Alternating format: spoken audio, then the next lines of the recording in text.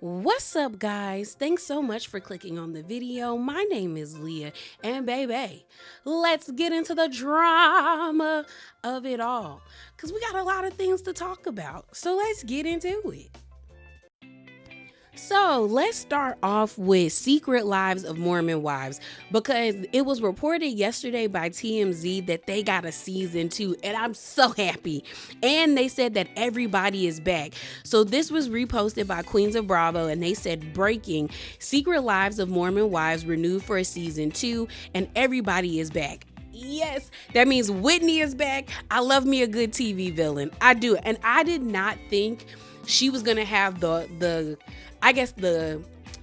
wherewithal or the guts to come back, especially with the way that everybody was treating her on TikTok and her comments, people making stitch videos to her and stuff like that. But the fact that she's coming back, I gotta respect it. I got to. Girl, do you? So Whitney's back. I want to see what Taylor is gonna be like not pregnant, and I'm hoping she gets smart and leaves Dakota. Okay. But I'm happy that she's coming back. I want to see more of Michaela. I want to see Michaela actually like speak up more because Michaela is shady. Michaela is hella shady on TikTok, and she got a lot of mouth on TikTok, but we did not see that on the show. I'm hoping that Layla gets more of a backstory because I'm black, so I'm gonna just say it. I think it's mighty telling that out of all the women on the show, she has the least amount of followers. And it's like, but she was on the side of the show, or the center side that a lot of people liked, but people aren't following her. So I'm hoping with season 2, she gets the opportunity to gain more followers, the same amount as the other girls. I hope we get more of Jessie, because I'm gonna be honest, closer to the end, I felt like Jessie was becoming Demi's lackey. As much as Demi was saying that like Macy and the other girls were Whitney's lackeys, it really did start to feel like Jessie was Demi's lackey. But I think that came with the fact that we didn't get a lot of screen time from Jessie. I'm happy that Macy's come back because out of all of them, I liked Macy the most. Okay, messy Macy. I'm glad that Demi's back. I wonder if her and Whitney are gonna find some like type of common ground, or if it's gonna be the battle of Demi and Whitney, because at the end of the day, everybody thought it was gonna be Taylor versus Whitney, but all in all, it became Demi versus Whitney. Okay, and Demi had all the girls on her side, so I am curious to see how Whitney is going to navigate being back where she's like by herself pretty much. I don't know if we're getting new girls or not, or if it's just gonna be the same girls that we had before. What I'm really happy about is Jen coming back. Although Jen worked my nerves, I really do hope that she's able to save a lot of money. Okay, a lot of money, and get the courage. Okay, get the courage to like leave her husband, because that is not a healthy relationship. And I'm surprised that she's coming back, but I think his family is smart enough to know if Jen did not come back, we were all gonna keep dragging her husband, because at the end of the day, he has problems, okay? And he's giving abusive. So I am happy that she is back, and I hope she saves enough money where she knows she can leave that man and go live her best life at 24. Okay. But yeah, I'm just excited that Secret Lives of Mormon Wives got a season 2. I did hear though that they're thinking about changing the name, I guess, but to like a different name, because y'all, the Mormons are not happy. Okay. They are not happy with a show called Secret Lives of Mormon Wives. I don't know why they just didn't call it like Mom Talk, because that's all they talked about. Or maybe they should just call it TikTok Moms. I don't know. But I'm excited that it got a second season. So next, y'all, let's talk about Real Housewives of Miami. So it's looking like there might be more to the reason why Dr. Nicole isn't returning. So this was posted yesterday by Dorinda Deadly, and it says the streets are saying that Stephanie Soje, I think that's how you say the name, Anthony's ex, which is Nicole's fiance and the father of her 2 kids, is joining hashtag RHOM season 7. And then a retweet by All About the Truth, you know, that podcast, they said this: called this on our podcast episode, had a strong feeling some of it had to do with Anthony's hashtag RHOM, good on Nicole for walking away. So that's kind of interesting. Is it messy? Yes. that's very messy to bring Anthony's ex onto the show, if in fact this is true that she is going to be a part of it. But I also do believe that maybe it's a combination of the two, that like had Nicole been in the right headspace, not dealing with her postpartum anxiety, then maybe she would have been equipped to handle whatever Stephanie would throw her way. You know what I'm saying? But I don't know, because we don't know like how long ago Stephanie and Anthony broke up. Like Stephanie could not even give two you-know-whats about Anthony, or we don't know if she's still pining after him or not. Like we just don't know. But I do remember when I read one article where it said that they are screening multiple girls.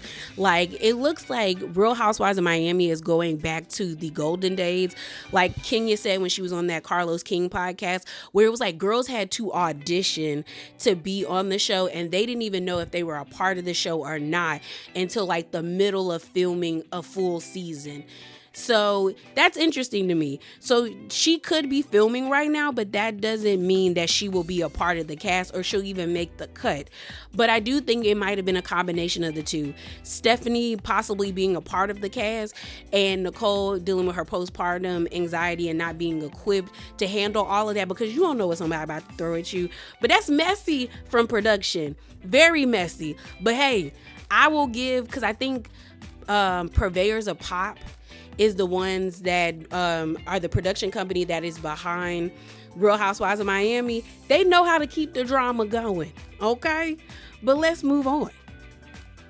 So let's talk about Brandi. So y'all know I've been keeping up with a few things as it pertains to Brandi's case with Bravo, and I was scrolling on Instagram like I do, and I came across All Truth's Tea's page again, and they have posted a series of tweets from Brandi on Monday as it pertains to her case with Bravo. So I want to read that, as well as I think yesterday she posted another series of tweets, even had a back and forth with a commenter.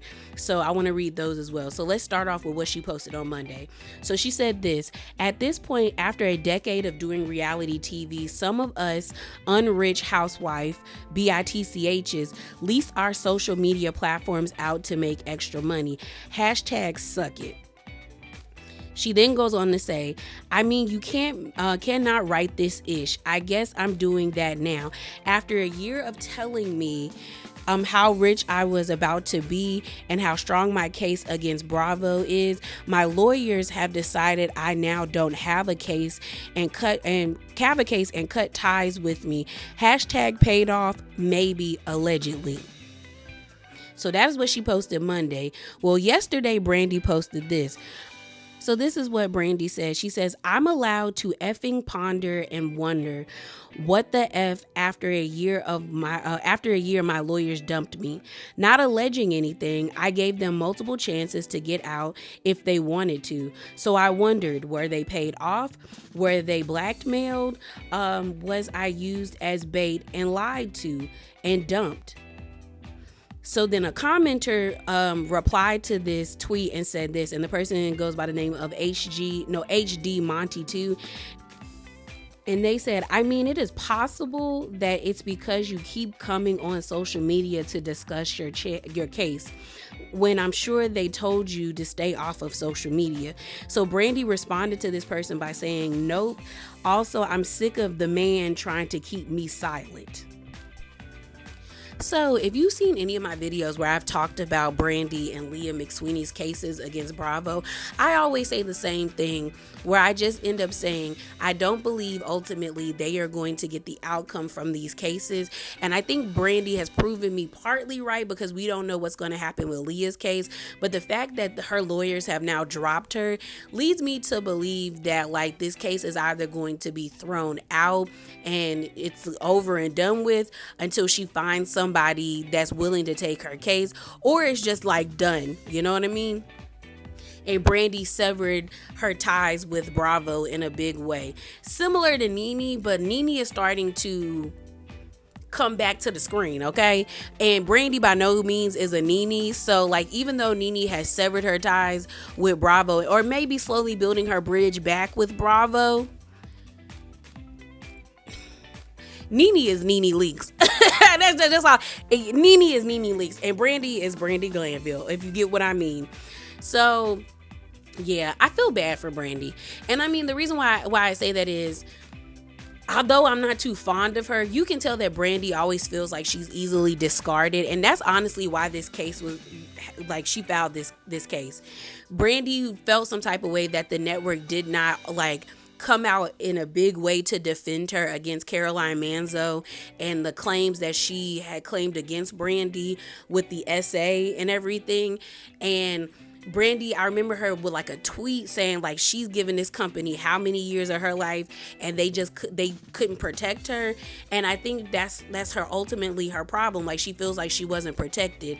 I think Brandi should have known that this case really wasn't going to go anywhere, though, in my opinion, because when she told us about that, you know, Andy calling her drunk with Kate Chastain, and the moment Andy immediately came out, confirmed that it was true and was like, it was definitely a joke, but it was inappropriate, that should have known Brandi that it wasn't going to go her way. Like, the network was not going to play this the way that she probably thought they were. Her and her lawyer should have been prepared. Because I think her Hail Mary was releasing, and maybe her lawyers instructed her to do this, but was releasing those text messages to the Daily Mail. And then, but I saw it on TV Deets, releasing the screenshots of her text message conversation with Andy, as well as releasing the video of Kate Chastain and Andy calling Brandi. And when it didn't hit and people were in shock and awe, she should have known, yeah, girl, this case ain't gonna go the way you think it's gonna go. And I think Brandi is also upset because she keeps harping on the fact that she doesn't have any money, is because I think she thought Ultimate Girls Trip was about to be like one of her stable incomes, because the fact that they were bringing it back for a second version, and her, Phaedra, Eva Marcel, and I think one other person was back that was on the first one. I can't remember who else was back from the first one. I honestly think that she was like, okay, they're going to start doing this more and more, and I'm going to be one of the staple girls that goes on these trips, and this is how I'm going to get my money now. But now that's been taken away from her, and she really doesn't have anything, because she's not doing OnlyFans because she has that stress-induced like swelling of her face. Then she says she's so depressed she can't do her podcast, so she really don't have no money. So to me, I think the case was, she was upset that they didn't protect her by not releasing the season, because she feels like she would be vindicated once they released that season of Real Housewives Ultimate Girls Trip Ex-Wives Club's version 2, and that she no longer has an income. But, you know, hopefully she finds her footing somewhere. I just think this case just wasn't it for her. So let's talk about Real Housewives of Salt Lake City. They've been having a pretty good, the past 3 episodes have 8. Okay, I'm enjoying it. I hope the momentum continues. So I did a YouTube short of the new taglines. They released them this week. I want to talk about them in this video as well. I'm trying to figure out how to, get the hang of YouTube shorts. I think it's crazy that they only give you a minute to say something, and I'm just kind of like, what happened to at least 3 minutes? Like, you could give me more time than that. But if you've seen the short, I told you guys, if you watched it, that I thought Lisa and Mary had the best taglines. Mary's was the best overall. The 2 that I thought were the worst were Meredith and Whitney's, but let's go over them. So like I said, Mary's was the best. Like, she cleared the girls. Hers is, God is my shepherd and you all look like sheep. That ain't. I don't care what nobody says. That ain't. Like, I feel like that can go into like your top 10 of like taglines. Because I was like, ooh, Mary. So whoever wrote that for her, or if that's the one she picked, because we know they'll give them taglines to pick, she picked the right one. And second, like I said, was Lisa's, because I thought Lisa's was actually like really cute. But hers goes, tequila is my livelihood and my lifestyle is always top shelf. That is cute. I like the play on, her tequila brand. We know Lisa is all about her lifestyle. I like that. So next is Angie's. Bronwyn's and Heather's to me were very mid. So I felt like they could have came harder. But Angie's is, you may have been in a sorority, but I'm Greek for life, baby. I love the fact that Angie loves the fact that she's Greek, but I need something more. Like, you could have came way harder than that. Way harder. Like, this is your second season. I want more for you, Angie. No, is this her? No, it's her third season. This is Angie's third season. I want you. You could come better, baby. You could come better. So, Bronwyn's is, the only muted thing you'll find in my wardrobe is my black card. Like I said, it's mid. It's meh. Like, it's all right, but I feel like I can give her a pass because it's her first season. But I'm kind of over like the wardrobe lines. Even what she said on last night's episode, where she was like, I'm out here with the best wardrobe. And honestly, there's only been like maybe one or two outfits that Bronwyn has worn where I'm like, oh, that's hella cute. Other than that, it just is like, okay, girl, you just have a different type of style. Like, you're not eating the girls up the way you think you are, you know? And then Heather's is, don't play me. I've got the receipts, the proof, and the screenshots. And I just feel like that's mid because the viral moment is gone. Not saying that people haven't used like their viral moment as their taglines before. Nene used so nasty and so rude from the reunion as one of her taglines. So like, I'm not saying that, but I just feel like if we were going to use receipts, the proof, and the screenshots, the statement needed to eat. Like, it needed to hit, and that just didn't hit. It didn't. It was like, oh, okay, cute girl. Like, all right, that's cute. But it just didn't give me what I needed. And like I said, I thought Meredith's and Whitney's were the worst. Because Meredith says, I'm known for my tub. And this year I'm bathing in glory. Girl, I don't know why she wants to make the tub her thing. I just don't get it. Like, I don't think there's anything wrong with people taking baths. I don't think you should always be taking baths because you basically bathing in filth. But it's just kind of like, it don't hit unless Meredith was like known for like spas. I'd be like, yeah, girl. But even then, it's just like, it's getting played out. I think that's why I don't like it. It's getting played out. And Whitney's to me was the worst because Whitney's is just a reiteration of what Nene said for her tagline for season 12.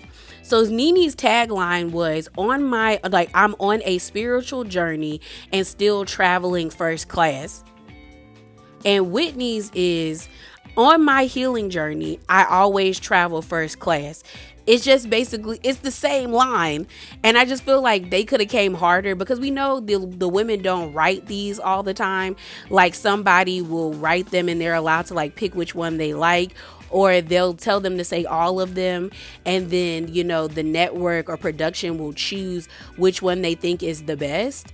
And I feel like people would have figured out that this was like something that was said before.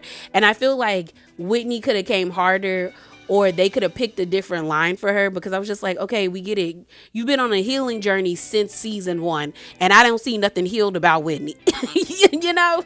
So let's talk about Real Housewives of Potomac. So y'all know it's coming back for season 9 this Sunday, and there's a bunch of interviews being promoted, and I want to talk about it. So first up is this interview that Ashley did with Ricky Cornish. So he asked her about the situation between Shannon and Joe Kim Booster. I did my last The Drama video, we talked about it, but basically Joe Kim Booster is the host of that new dating show called Love Hotel that is starring Luann, Giselle, Ashley, and Shannon. And he came out last Saturday, and when I tell you, he went off on Shannon, then did a live and went off on Shannon, basically calling her a drunk and saying that she is very self-absorbed, and because she believes she's a star, she treats people very poorly. Well, Ashley seems to have a different viewpoint of this. So Ricky Cornish posted his interview, or clips of his interview, and he said this at _ Ashley Darby says, it was shocking reading Kim Joe Booster's post about Shannon Bedore after Love Hotel finished filming. So let me play that clip for you guys. From seeing Joel's posts online, since you were there filming Love Hotel, I got to work with Shannon on the show. Yeah, I mean, obviously, that actually came out the day that we were leaving. So that caught everybody completely by surprise. And out of respect for Shannon, who we were very communicative, all of us, the Luann, Giselle, Shannon, and myself were very communicative about how to handle this. We want to be really sensitive to Shannon. And just to say that it was quite shocking, very shocking. And Joel, I gave him props. He did a great job on the show, as you'll see. But that was quite surprising. Caught all of us completely out of left field. So for me, Ashley's response is interesting to me because I feel like if Shannon in fact was as bad as Joel said, Ashley would cop to it. But she also didn't disrespect Joel. So I feel like there's truth and lies mixed together. I think Shannon's behavior might have been bad, but maybe to the women that were filming with her, Luann, Giselle, and Ashley, they might have gave Shannon like a pass or grace because of what she dealt with on OC. And maybe they didn't deem it as her like being nasty, or maybe she was just having a hard time. But the fact that Ashley didn't like blast Joel and say like he was inappropriate, but she actually gave him a compliment saying like he was great on the show, but she was shocked by what he said, makes me feel like something had to have happened at the premiere party, and maybe he was just fed up, and it makes me feel like this situation between Joel and Shannon is a lot more personal. So let's talk about some interviews. So it looks like Bryce Sanders and E! Entertainment are getting their interviews in, because I saw an interview he did with Karen as well as an interview he did with Wendy. So first up, let's talk about the interview that he did with Karen. So there was a situation where, if you've seen the sneak peek, and maybe I'll be able to put it in and they won't flag the video, but the sneak peek that they show for season 9 of the first episode, it looks like Karen is hosting an event, and Jacqueline, Mia's friend, ends up saying that Karen be tipsy calling her. Well, Karen said in this interview, who is Jacqueline? But she said she's going to dress Jacqueline. But let me play the clip for you. And makes a comment that you have a habit of tipsy phone calling and maybe don't remember these conversations. What's your response to that? Who's Jacqueline? Okay. So that might clue in that initial people who didn't show And up. that'll be resolved this season. You'll see. Stay tuned. Here, Karen is fashionably late, as she should be. Have you talked to her? You haven't talked to her? Okay. Well, she actually called me, so. But she told you she called you when she was drunk, so that really doesn't count. Yeah. She was drunk recently? Recently? She seemed a little tipsy on the phone. I want no parts. It didn't seem like a normal Karen conversation. It sounded like maybe she was drinking. I don't know. So I've been seeing that it seems like Jacqueline is going to be a pot stirrer this season, which I'm looking forward to, because the number of times that we've seen Jacqueline, she just seems like Mia's lackey. So, okay, girl, step out on your own. I wonder if she can go toe to toe with the Grand Dame, though. That would be interesting. So the next clip I want to play for you guys is Karen alludes to something big going down or shocking going down during filming that I want to talk about. So let me play that clip. Shock out of nowhere. No one's going to see it coming. Something between two women this season that hasn't been teased at all in anything we've seen. Mm-hmm. Is that true? Always. Yes, it's true. Give me a little something of who do we need to pray for, Karen? I don't think that prayer is going to help. Okay. I think we have to just let it go and let it be and let it run its course. It is what it is. Some things you can make up and get, there's no relationship for me personally that I won't get over, and move on, because that's what I do. I move on. I don't roll in your comments today, tomorrow. Bring me something new. You just want my light shining on you. I get it. You need me to talk to you. I got you. Just 1 minute, though. 1 minute to shine. Bye-bye. And then it's back to me. And bye-bye. And bye. So this is interesting to me when it comes to this whole statement about somebody or two women getting into it that is like shocking and you didn't expect it, because in the Wendy interview portions that I'm going to play for you guys, Wendy says the same thing, and she said it gave her chills and it was like everyone grabbed their seat. So I wonder, who are they talking about? Like, who is it? Because in the trailer we see Mia and Karen fighting, we see Ashley and Wendy have a moment, we see Karen and Wendy have a moment, we see Kiana and Ashley going at it. And so I'm just like, who specifically has the issue? Is it going to be the two friends, Jacqueline and Jazzy? Or is it going to be like, what I hope it is Mia and Ashley? Because I am so mad that Mia and Ashley's beef never got off the ground, because Mia got Ashley during season 6 when they were going at it when they were in Williamsburg, and Mia was like, do you know where your husband is? I've always wanted to see them banter back and forth to see who would win, because Ashley was actually stunned that Mia stepped to her. But I do wonder, like, what is it? But let's move over to Wendy. So the first Wendy clip I want to play is Wendy talking about people pretty much thinking that she wants Giselle's validation, and like what is their new dynamic of the show now that Robin and Candace are gone. Even at the end of the day, after they watch the whole journey, are still going to be like, Wendy always wanted Giselle's approval. This is so fake and phony. What's your message to that crop of people? I don't have a message to them, because that means that they wanted to think that anyway. If you can watch this season with the evidence laid out in front of you to see that's actually not what happened, then I think that you just want the situation to be a certain type of way. Furthermore, from my understanding, this is something that reflects natural friendships, right? And if you are at odds with anyone, you have conversations and you decide whether you move forward or not. And I also would ask people to go back to season 5 when I came on. We were once friends. I remember there was a time when Giselle, outside the cameras, invited me to her 50th birthday party, and I was in attendance at her 50th birthday party. So I say all that to say is that, yes, we have issues. We definitely had huge issues. But baby, you have to have conversations. There has to be accountability. Things have to happen. And then you move from there. Can you share, what is it about Giselle in this new incarnation that you enjoy? Because oh Lord, so tense right. for so long. Well, I'll tell you, I still don't enjoy her fashion. So we could just leave it there, okay? Oh, that's the thing that's going to get you in trouble. I always get in trouble.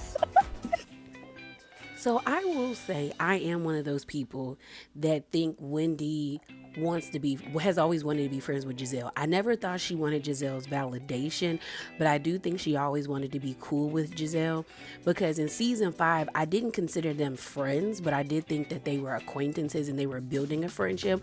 I also understand that as someone that have friends and a parent that is a part of the Divine Nine, that the sisterhood and the brotherhood means a lot to them. But I also know that there's people in each fraternity and sorority that hate each other, okay? So I think Wendy always wanted their situation to, I guess like rectify itself. And it seems like Wendy has always been willing to move forward with Giselle. It was Giselle that wasn't willing to move forward.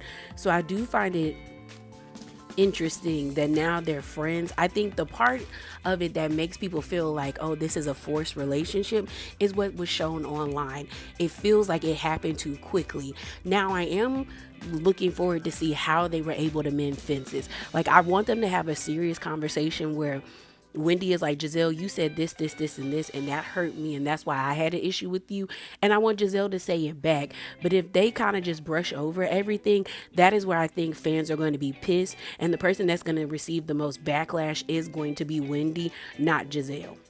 So let's move on to the next interview, which this is where Wendy is also saying the same thing as Karen, where she is saying that something happened that gave everybody chills and she can't wait until it plays out. So let me play that for you. Blonde this year in the new opening. Except for me, I don't know what's wrong with them. I feel like they're competing. I really think it's you know how you have like silent auctions? It's a silent competition. And I just don't get it. I don't understand what's happening here. I don't. It's a blonde off. I think there was a moment in season 9 when Mia walked into the scene and I was like, okay, Mia Targaryen, like, what is happening? Like, you are giving Game of Thrones and I'm not understanding. If they do this at the reunion, I may just have to grab Andy's seat and give them a lecture, because I don't understand why these choices are being made. Class will be in session that day. As always. What would be your word to describe season 9? You said fun and happy. Is there something to join those two? Refresh. Let's give this a go again, but with a clean slate.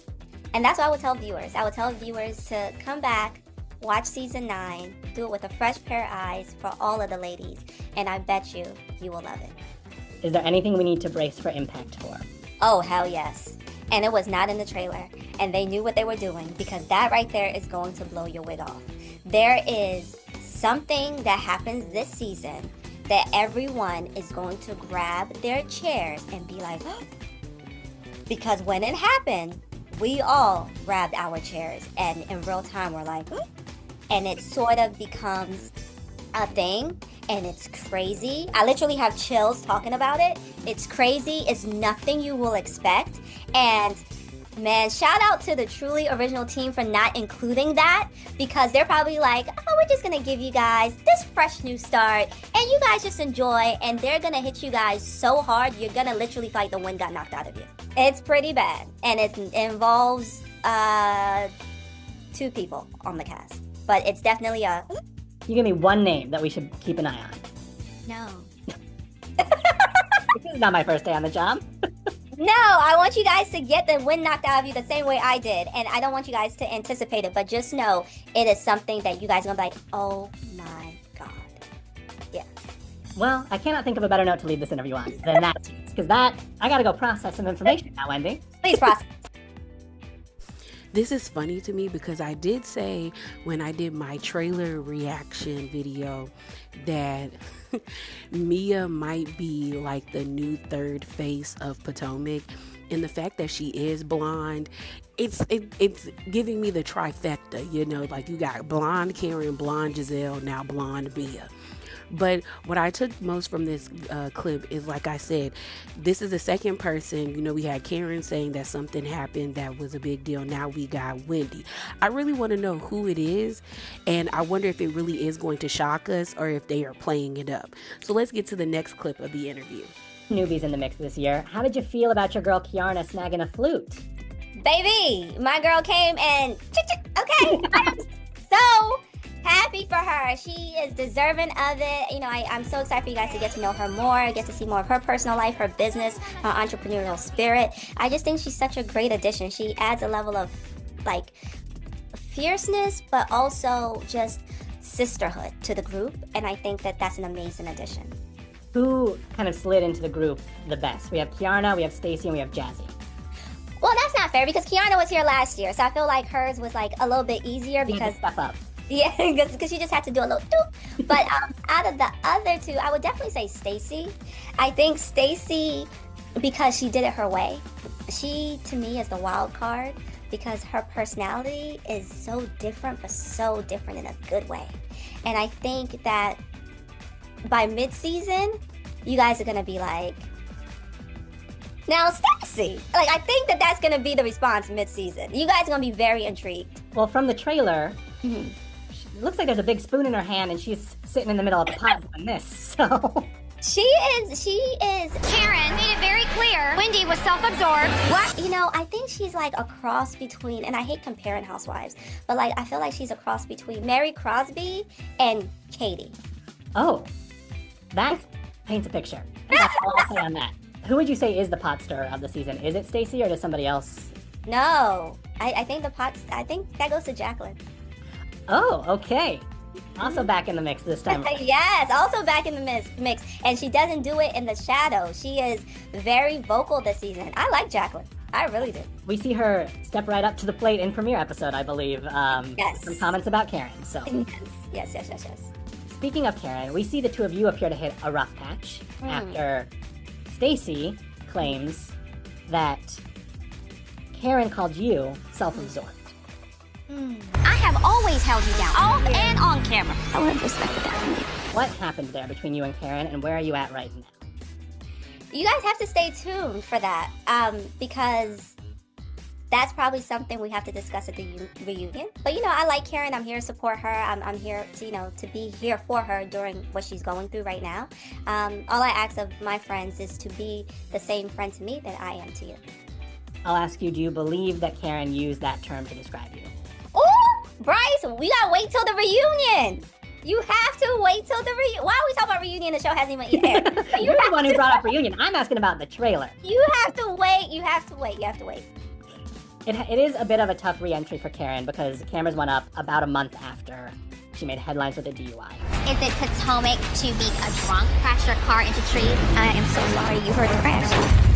I could have died. Or taken the life of someone else. How do you feel she handled that? It's a tough walk to walk, I think.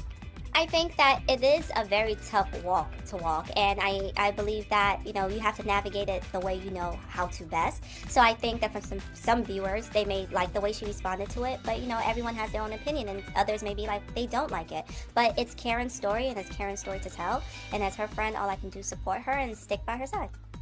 Another trailer moment, there's a little something between you and Ashley. It is her birthday! Show some respect! Okay. What are your feelings about Ashley in season 9? Child, Ashley is the same messy Ashley, okay?